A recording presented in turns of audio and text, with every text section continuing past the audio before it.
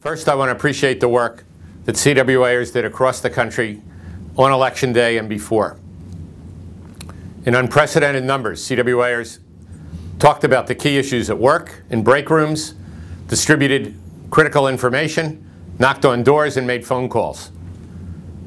This remains the basis of our political legislative work, building a structure in every community in every state through legislative political action teams so that we can take on key issues, create a clear path for change with our members, and have a structure that can make that real and meaningful. Most of us were disappointed with the results on Election Day, despite that record activity, because our activity, grassroots as it was matched by billions in corporate money.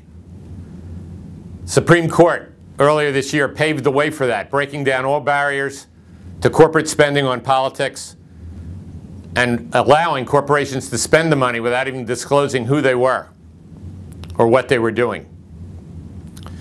But for us, the four key issues that we've worked on since 2006 remains where we're rooted: secure, sustainable jobs, retirement security, health care for all, and bargaining and organizing rights. Our political action, our legislative action, is about those key issues of economic justice for our families and our communities.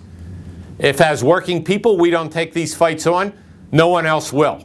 Certainly not the corporate interests who spend billions of dollars. But we also have to reform our democracy. So CWA is committed, like never before, to coalition building around reforming the political process itself, the fundraising, and around the Senate rules. 400 bills passed the House of Representatives that were never debated in the Senate. Our democracy requires yes-no votes in the Senate. We can't have a two-house legislative process and then have one house that doesn't even take up the issues that the other has adopted.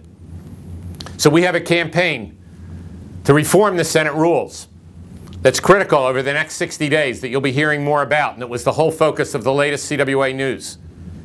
And we will also be building coalitions on campaign finance reform to get the money out of politics and to make grassroots action count as it should.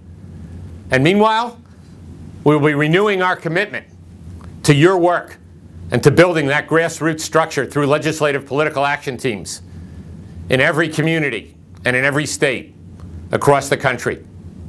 We appreciate your work. We know it's hard, it's not hopeless, and we'll fight on.